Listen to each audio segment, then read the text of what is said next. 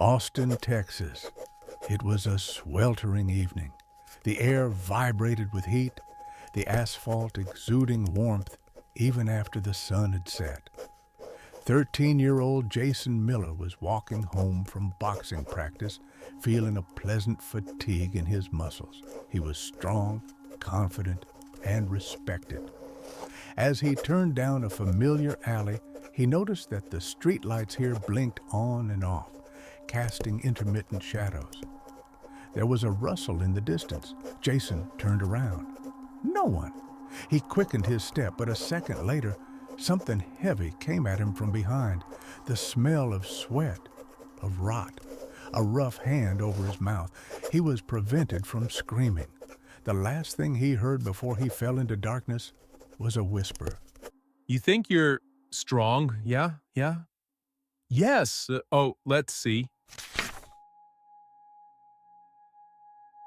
Detective Mark Rivers sat in his dimly lit office. On the desk were pictures of the missing boys. They were all athletic, confident. 4 disappearances in the last 6 months. No witnesses. It's like they've been swallowed up by the darkness. The coroner's office sent over a report. The bodies were found with incised wounds. The scars formed the words bully and brute. Rivers clenched his jaws. These aren't just murders. This is revenge. They found the body of one of the missing men on the outskirts of town, an abandoned hangar. The corpse lay on an old mattress, face frozen in a grimace of horror, scarred hands, the word bully carved in rough, jagged lines, old fabric fibers under the fingernails. The medical examiner suggested probably a school uniform. Rivers examined the body carefully. There was an old notebook lying nearby. He opened it up. Child's handwriting.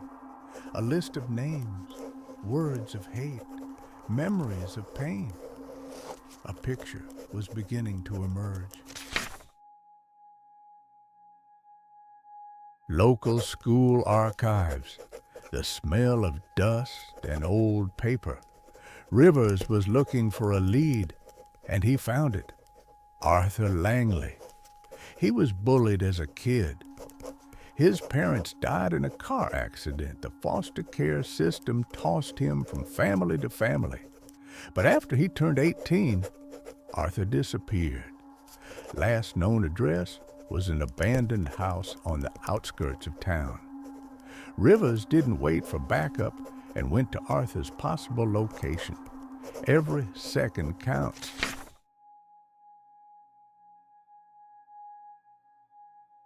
The door groaned as he entered. The smell of damp, of blood, of rot.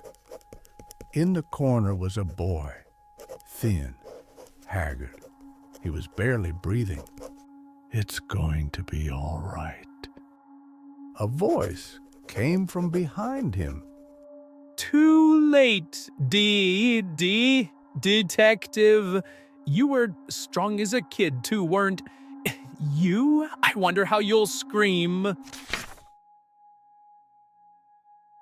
He woke up, tied to a chair. The blood dripping from his head was soaking through his shirt, and his head hurt like hell. Arthur stood in front of him, nervously clutching his gun. Don't you realize what I'm doing? I'm cleansing the world of violent boys, like the ones who bullied me. They laugh and then they forget. But I haven't forgotten. Rivers looked into his eyes, filled with rage, but deep inside was pain. "You killed innocent children." They weren't innocent. They would become like their fathers. Like you. Suddenly, something stirred behind the maniac's back. The boy on the floor stealthily picked up a sharp snag and stabbed it into Arthur's leg. The maniac howled in pain. Rivers, tied to a chair without wasting a second, rose sharply and knocked the gun out of Arthur's hands with a chair leg, the weapon flying into the corner of the room. A struggle ensued. The maniac's pain was no match for Rivers's wounds. The detective was losing blood, his head spinning. Arthur dropped him to the floor and took hold of the knife. The blade slowly approached River's chest. Was it worth it? Now that you're gonna die of deep wounds. How old are you? 30, 35? Think 30 strokes is enough. A sharp shot. The boy, trembling with fear, clutched the gun. Arthur Langley froze, staggered, and collapsed to the cold and bloody floor. Rivers and the boy made their way out of the house. They walked down the dark road, clinging to life with their last strength. Suddenly, there was a headlight. People. They called the police and an ambulance. Rivers spent 3 weeks in hospital, where he was visited and cared for. But the detective wasn't worried about his life. He was thinking about the boy he'd saved. That child will never forget what happened, never forget pulling the trigger. The scars on his arm will heal, but the scars in his soul will remain forever.